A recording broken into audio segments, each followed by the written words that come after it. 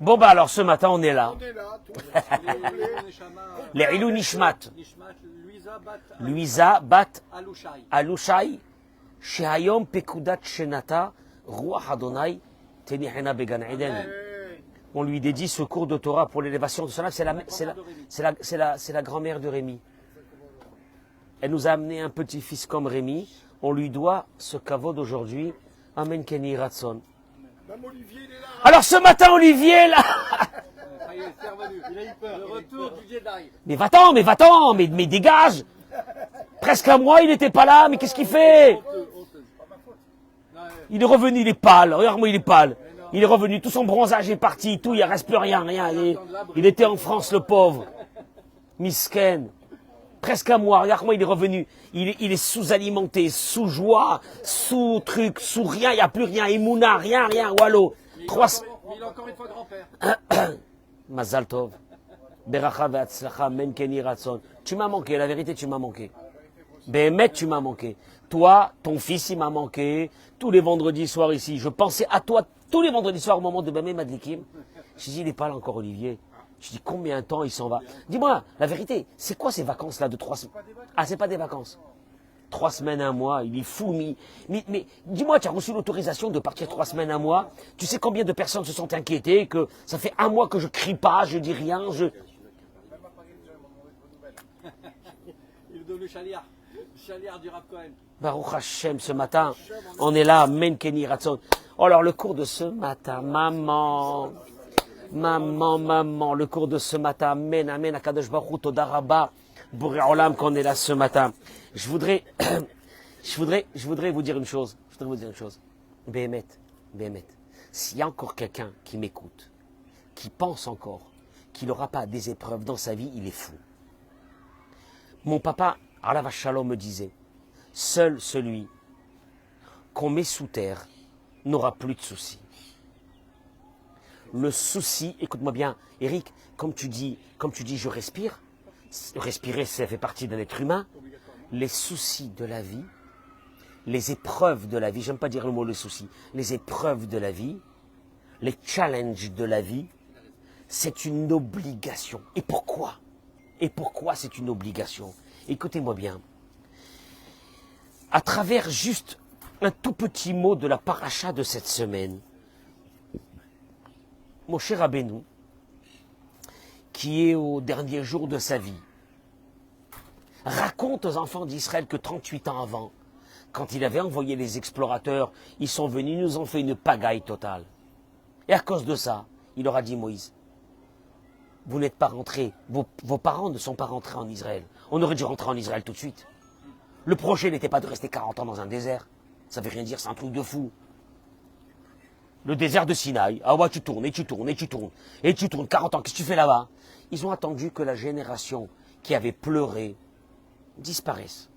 Et leurs enfants qui avaient moins de 20 ans, à l'époque, vont rentrer en Israël.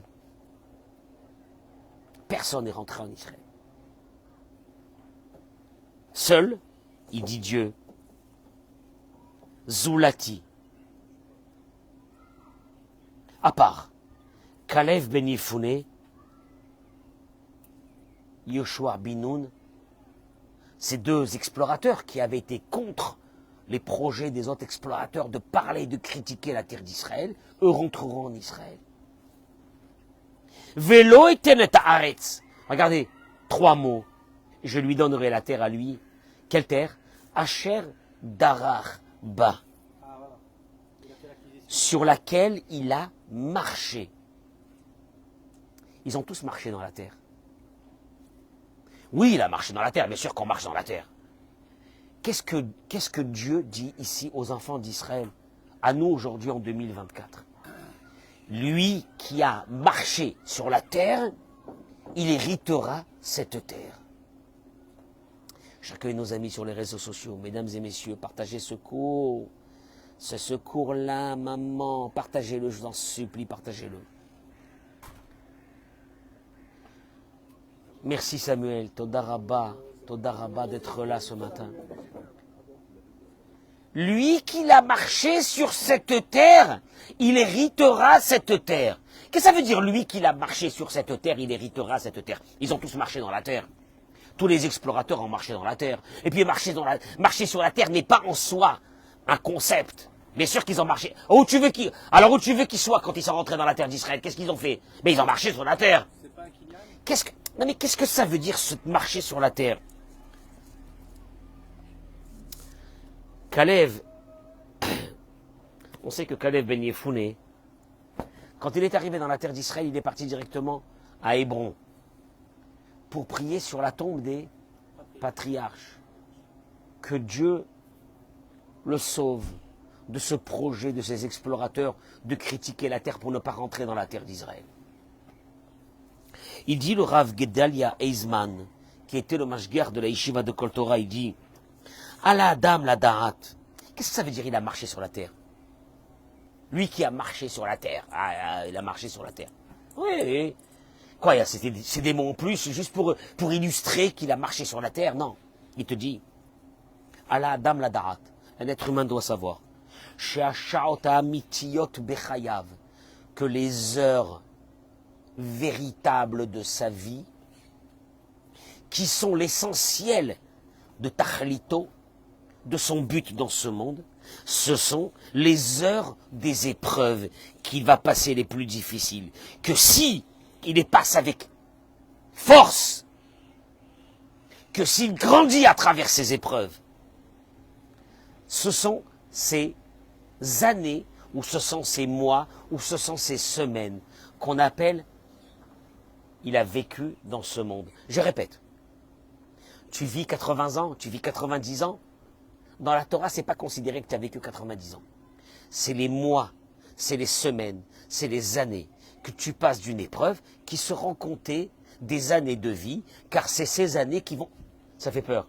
Ce qu'il dit le Rav Gedalia Eizman, un grand tzaddik, le mashgiach de la yeshiva de Kol Torah Yerushalayim, il dit, écoute-moi bien, je vais te dire un concept. Dans le ciel, tu sais ce qu'on compte comme mois de vie, d'années de vie de ta vie, combien tu as vécu, c'est les années des épreuves que tu vas traverser en étant renforcé à travers ces années, pas en étant détruit, en étant renforcé à travers ces années. Shah Meraglim, il dit, les autres explorateurs, ils sont partis dans la terre d'Israël comme Kalev, mais la marche dans cette terre, elle ne leur a pas été donnée. Il n'existe pas dans cette marche. Seulement Kalev. Pourquoi? Car lui, dans cette marche, il a su qu'il avait une épreuve, il va prier à Dieu de le sauver, et il va s'en sortir. Il y a un seul dans la Torah où il a été dit, il a marché dans la terre. Kalev. Mais tout le monde a marché dans la terre. Tous les explorateurs, ils ont marché dans la terre. Ils ont marché dans la terre, mais ils sont tombés. Donc ça sert à rien. Il y a un seul qui a marché dans la terre. Il dit le Rav Gedalia. Et qu'il a traversé cette marche en accomplissant son but dans ce monde. Son épreuve, c'était celle-là. Et il a accompli. Yesod Gadol. Il dit de là, nous apprenons une grande base de notre vie. Il disait ces mots, lui. Im lo holech lo, az holech. Veim holech lo, az lo holech. C'est le contraire. Le contraire. Si ça va pas dans ta vie, si tu as des épreuves dans ta vie, c'est que ça marche. C'est que tu es en train d'accomplir ton but dans ce monde. Mais si tout va bien dans ce monde, c'est que pose-toi des questions parce que tu n'es pas en train d'accomplir. Ça fait peur. Nous, on a... Olivier, qu'est-ce qu'on recherche, nous? On demande la tranquillité. Laisse-moi tranquille. Laisse-moi tranquille. Laisse-moi tranquille. Laisse-moi tranquille. Et Dieu te dit, si tout va bien dans ta vie, c'est que rien ne va. Et si tout ne va pas, c'est que tout va. La main. Tu peux pas me lâcher? Je peux pas rester tranquille dans ce monde-là. La main. Maintenant, le type, il a 30 ans, il a des soucis. Il a 40 ans, il a des problèmes de shalom bayit. Il a 50 ans, il a des problèmes avec les enfants. 60 ans, il a des problèmes avec les petits-enfants. Oh, allô, quoi? Et Richard, il n'y a pas un moment où on sera à la retraite? Gérard, il n'y a pas un moment où on sera à la retraite? Hein? Ma parole. On ne peut pas être tranquille un petit peu dans ce monde-là. Il n'y a pas un moment où on va être tranquille dans ce monde-là. On est là. Mazé. Alors moi j'ai envie de comprendre, c'est quoi le fonctionnement de Dieu dans ce monde-là? Des épreuves, pour que tu accomplisses le but de ta vie, Mazé. Il dit Rabbi Nachman de Breslev une chose énorme. Écoutez-moi bien ce matin, je vais y aller vite, mais ça va être intense. Vous allez sortir d'ici pas les mêmes, je vous assure. Il dit, quelle est la volonté de Dieu de toi, pour toi? En deux mots, quand Dieu t'a amené dans ce monde, il t'a amené pour une mission. Oui? Il t'a amené, non? Oui ou non? Ou il t'a amené pour devenir un tube digestif? Tu vas poser la question. T'es dans ce monde pour être... Ah ouais, bah oui, bah c'est bizarre quand même hein, comme concept. T'es venu dans ce monde pour être un tube digestif et engendrer des tubes digestifs. Il mange, il va en toilette, il mange, il va en toilette. Il bronze, et il sent la plage, et il remange et il revend aux toilettes. Ou bien tu es venu dans ce monde, tu es venu dans ce monde pour quelque chose de grand. Parce que tu as un but. Aboré bara otrarak bishvil shetakiroto veshetedaoto itbarach. Il te dit, je vais te dire une chose. Tu sais c'est quoi l'ambition de Dieu, toi, monsieur, madame, n'importe qui, jeune fille, jeune garçon. Tu sais c'est quoi ton but dans ce monde? Pour que dans ce monde, tu vis avec Dieu, tu le connaisses, tu parles avec lui, tu discutes avec lui. Comme le Zohar Kadosh, il a dit, Begin deishtamudeunle, c'est en araméen, que Dieu t'a créé pour que l'humanité, pour que le monde, pour que les hommes et les femmes le connaissent de leur vivant. Pas le connaissent après leur mort. Ça n'a aucun intérêt. Le connaissent de leur vivant, que tu vis avec lui, que tu parles avec lui, que tu lui dis Hachem, j'ai mal, Hachem, j'ai besoin de toi, Hachem, pourquoi tu m'envoies cette épreuve? Hachem, qu'est-ce qu'il y a derrière cette épreuve? Mayesh. Voilà, c'est tout. Il dit Rabbi Nachman, et que toutes les conditions de ta vie, tout ce qui va se passer dans ta vie, depuis le début, ton enfance, tes parents, tes frères et tes sœurs, ton adolescence, ton âge adulte, la femme que tu vas rencontrer, le mari que tu vas rencontrer, les enfants que tu vas avoir, la parnassa que tu vas avoir, tout est calculé au centimètre près pour que tu puisses, à travers cette vie que Dieu t'a préparée, t'amener à une seule chose, le connaître de ton vivant. Et alors il te dit une chose qui fait froid dans le dos. Il dit, il y a un seul qui te connaît de Beyedira, il dit Rabbi Nachman, Beyedira Shelema. Il y a un seul qui te connaît avec une connaissance totale. C'est quoi ces mots, Eric? Il y a un seul qui te connaît avec une... Ça veut dire une connaissance totale. Je te connais pas, je te connais pas. Ça veut dire avec une connaissance totale. La racine, le fin fond. Vous allez voir tout de suite. Et il te dit, et celui qui te connaît avec une connaissance totale, il a vu que il sait que tu ne pourras pas arriver à avoir une connexion avec lui seulement à travers les conditions qu'il va te donner, c'est-à-dire les épreuves qu'il va te donner dans la vie. Comme lui te connaît comme personne ne te connaît, il a préparé les épreuves de ta vie pour t'amener à un but, celui de pouvoir avoir une connexion avec lui de ton vivant.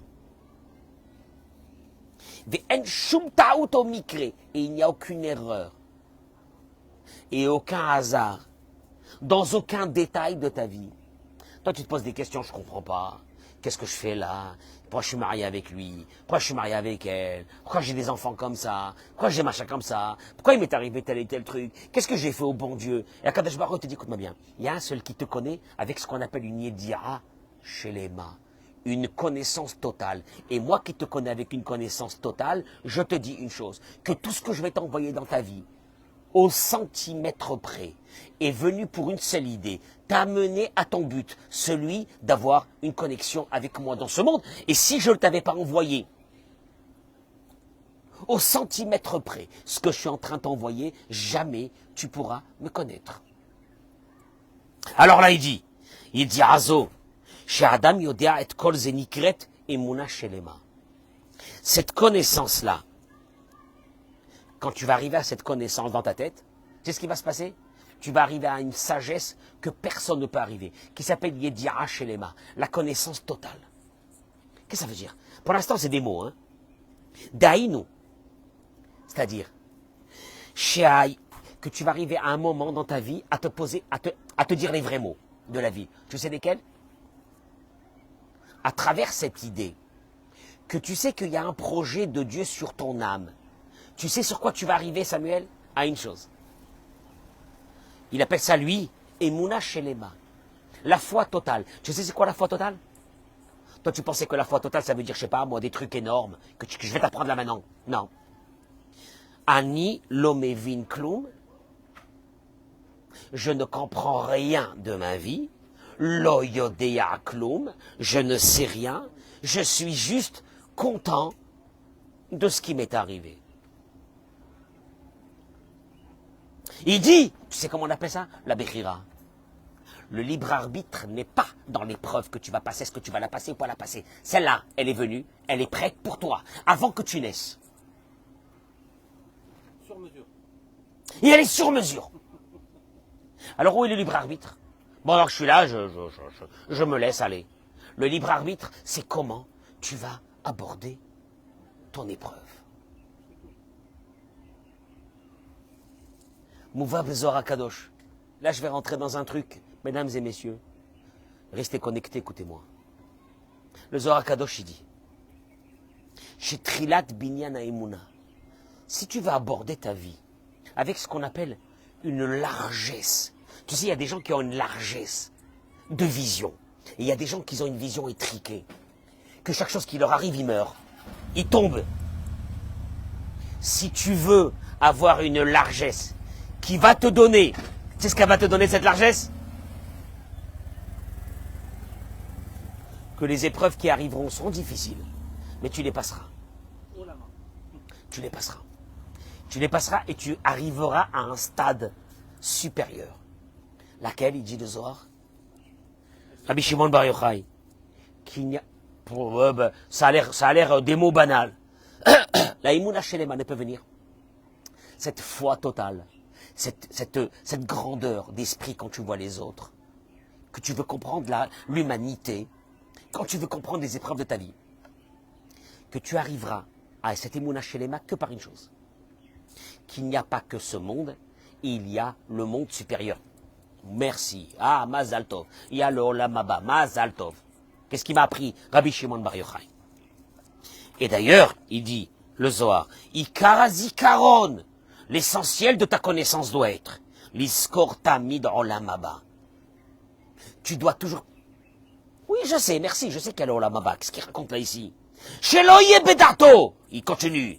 Et attention à ta tête, que tu ne commences pas à vivre une vie en ayant dans ta tête une pensée établie qu'il n'y a que ce monde et qu'il n'y a pas l'autre monde. Je comprends pas. Qu'est-ce qu'il veut?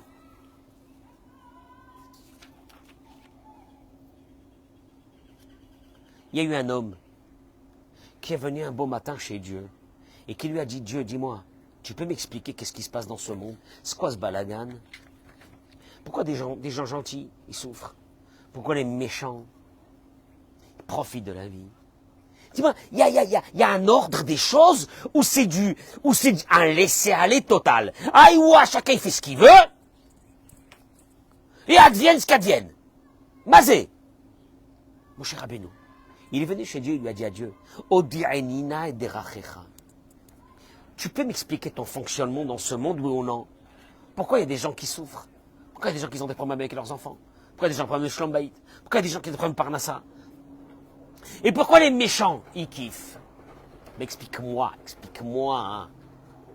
Explique-moi, c'est quoi ce monde? Akadosh Baruch Hu lui a dit, Allez Elai Hahara, monte, ouais tu veux, viens, monte vers la montagne. C'était au moment du don de la Torah. Écoute bien Richard. Le Midrash y ramène. Au moment où c'est qu'il a commencé à monter la montagne, il s'arrête à un endroit. Apparemment, Dieu lui dit de s'arrêter dans cet endroit. Il s'arrête et il voit quelque chose qui qui est anormal. Il voit au loin une source. Il voit un homme s'arrêter, se pencher, boire de l'eau de la source, histoire à dormir debout. Moshe Rabbeinu qui est au loin le voit. Cet homme, sans faire exprès, au moment où il s'est penché pour boire de cette source, sa bourse, avec toutes ses pièces d'or, tombe par terre. Il se lève et il s'en va. Il a laissé la bourse. Moshe Rabbeinu reste à l'endroit, Dieu ne lui a pas dit de bouger. Il voit un deuxième homme arriver, tout content.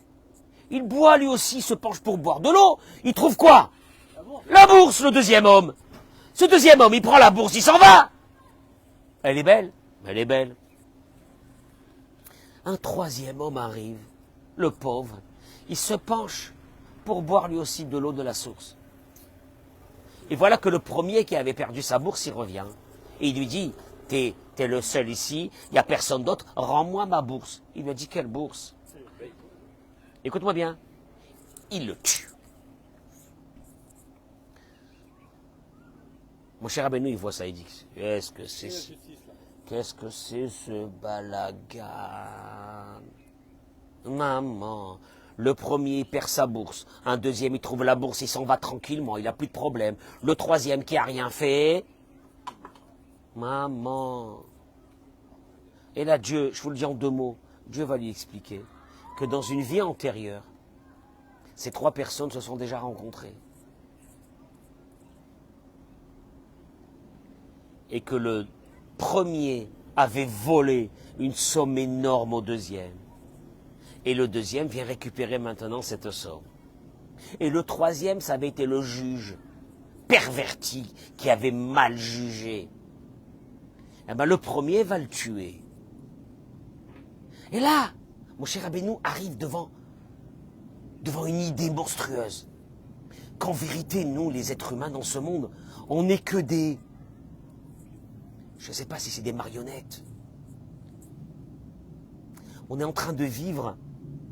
En vérité, on est venu ici pour terminer des choses qu'on a eues dans des vies antérieures.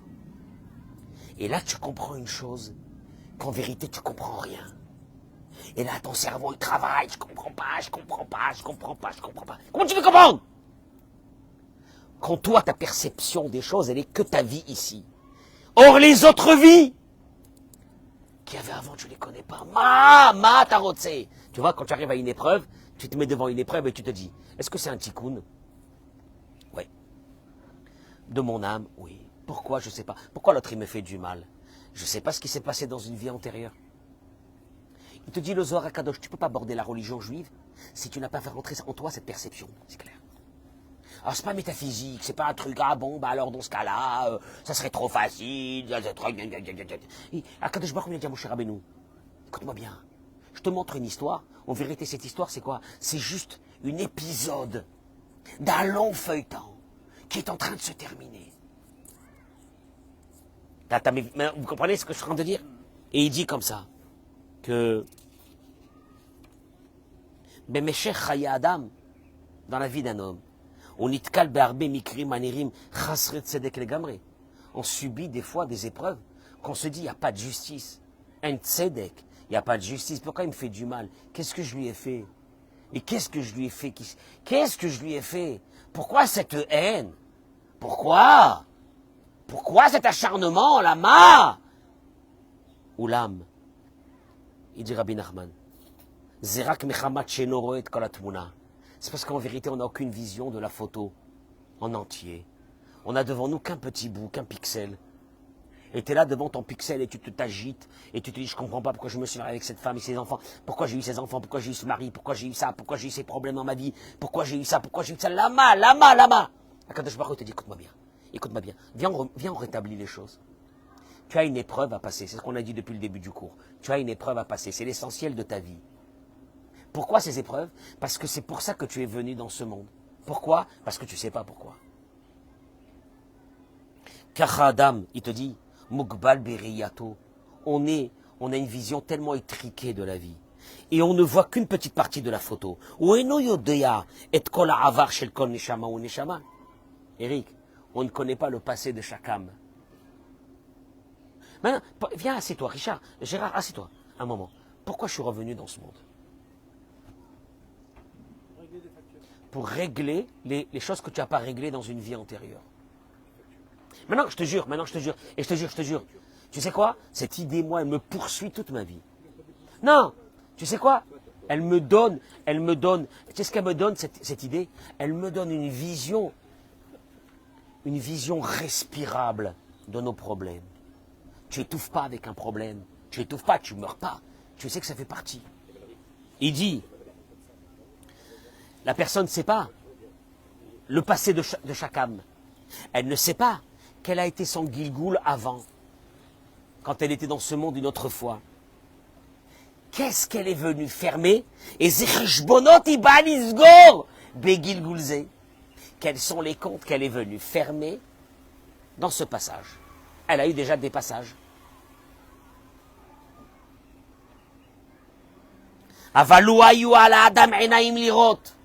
Si on avait ses yeux pour voir, qu'est-ce qu'on aurait vu? Allez, vas-y. Il aura accepté les épreuves. Que tout est nickel. Le pourquoi? C'est parce que toi tu vis que ta vie là maintenant. Le pourquoi, c'est parce que tu vis toi maintenant. Mais si toi tu avais une vision Ce serait évident. de toute ton histoire, de ton historique, de ton âme, tu aurais dit c'est cohérent. Mais c'est cohérent à 100%, c'est cohérent à 1000%.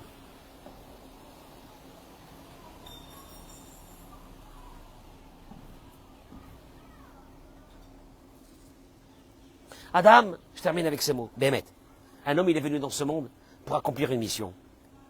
Cette vie dans ce monde que nous on rêve, on est là, on dit on va rester là, et vas-y du fric, et vas-y du patrimoine, et vas-y, ça, qu'il est sûr qu'il va... Allô, t'es venu ici juste pour régler quelques soucis que tu n'as pas réglés, puis tu vas partir. Bémet, je vous jure que c'est ça la vie. Il n'y a pas d'autre. Le Messie Latisharim, il parle de ça et il dit, qu'est-ce que vous croyez? Que des soucis après la mort. Il dit, le Messie Latisharim, qu'est-ce que ça? C'est une vie, ça? Une vie, ça? Alors on est là, on survit. Alors on a des petits moments de bonheur, des tout petits moments de tranquillité. Il dit, le Messie Latisharim, si on prenait tous les moments de bonheur qu'on a eu, on les compactait. Même pas une année. Même pas une année. De total, de bonheur total, où il n'y a rien. Il n'y a pas de soucis, il n'y a rien. Wallo. Samuel, même pas une année, il dit, le Messie Latisharim, t'es venu pour une année? T'as 80 piges, 90 piges, t'es venu pour une année. On n'est pas venu pour ça. Tachlit, le but. Le but, c'est ton âme, c'est pas toi. Ton âme, toi, ton corps, ah, ton corps là, que tu es en train de faire du botox, du machin, ton corps, c'est une enveloppe qui va partir. Et prends les choses bien, de ta vie. Parce que tu ne comprends pas, toi, ta vie. Kacher Adamet, même quand un homme, il meurt. Afilou chez Zenira Mechamateuna, même qu'on appelle ça, nous, un accident. Il est jeune, il est mort, un accident. C'est Bidiou Kazman Shabore Kava. C'était le temps que Dieu lui avait imparti dans ce monde. Il y a quelqu'un qui va venir pour 70 ans parce qu'il a beaucoup à faire. Il y a un autre qui va venir pour 20 ans, ou 30 ans, ou 15 ans, ou 10 ans, parce que c'est ce qu'il a à faire. Il n'a pas grand-chose à faire. Et il dit,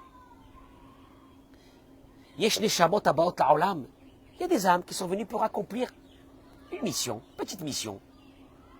Et tout de suite, quand cette mission s'est terminée, ils s'en vont de ce monde. Alors, nous on appelle ça accident, maladie, machin, tout ce que tu veux. Appelle-toi ce que tu te donnes, tous les noms que tu veux. Moi, j'ai connu des tzadikim qui sont partis jeunes, des tzadikim de ce monde qui sont partis jeunes, qui n'ont jamais fait de mal à personne. Ils sont partis jeunes, ils ont laissé des enfants.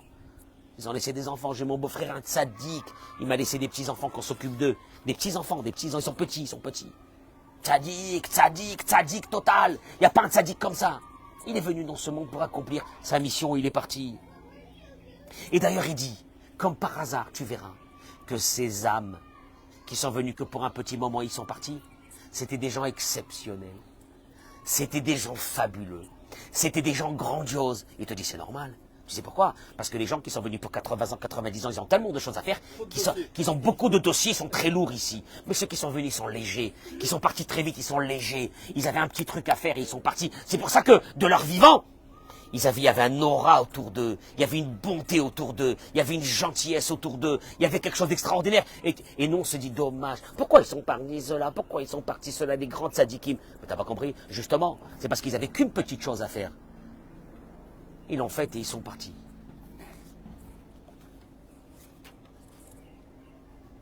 Je termine avec ces mots, Béhémet. De temps en temps, sortons de notre corps. Ce corps qui te dit, il n'y a que ça. Il n'y a que la vie. Il n'y a que les soucis. Il n'y a que les problèmes. Et va vers ton âme un peu. Tu sais que ton âme, elle est venue. Elle aura les parents qu'il y a eu. Elle aura la famille qu'il y a eu. Tout est décidé. C'est pour que tu fasses sortir de toi, de cette âme, ta mission. Que tu ne pourras pas la faire sortir si tu n'avais pas passé tout ce que tu as passé. Tu comprends ou non? C'est ce qui, je reviens au début du cours. Il y a eu un homme, Kalev Ben Yefouné. On a appelé qu'il a marché sur la terre. Ils ont tous marché sur la terre. Mais Kalev Ben Yefouné, en marchant sur la terre, il a accompli sa mission. C'est de marcher sur cette terre et de ne pas la critiquer et de revenir et de ne pas faire partie de ce groupe-là qui ont parlé sur la terre d'Israël. Il avait gagné sa vie. Il te dit le Rav Gedalia Eizman. C'est ça l'être humain. C'est ces moments. La vie d'un homme, c'est les moments de l'accomplissement de sa mission dans les épreuves, s'il comprend que c'est pour cela qu'il est venu dans ce monde. Ah ben oui. Alors, je vais te dire une chose, et mieux que ça. Viens, je rajoute un petit plus. À savoir ce qui s'est passé dans une autre vie, pour que nous, on se retrouve aujourd'hui ici ensemble. Et que moi, je vous donne un cours de Torah tous les matins. Aniloïder. Moi, tu veux que je te dise? Je me dis, écoute-moi bien, tu ne rencontreras jamais quelqu'un dans ce monde s'il n'a pas décidé que ça fait partie de ton tikkun, de ton âme ici. Rien! Vous avez beaucoup de factures à payer alors. Apparemment, j'avais beaucoup de choses à payer. Ah bah, il m'a dit astreinte. Astreinte, c'est tous les matins ici. Et avec tous mes amis sur les réseaux sociaux qui sont avec moi. Voilà! Zatikun chez la nous. C'est ça notre but dans ce monde. Après, tu te lèves un bon matin, tu dis, pas de regret, pas de problème, pas de haine, tout ça fait partie. Ah ouais, ça te détend, hein. Ah ouais, ça te détend. Beracha ve'atzlacha, men ken yiratzon. Toda rabba, partagez-moi ce que je vous en supplie. Toda rabba.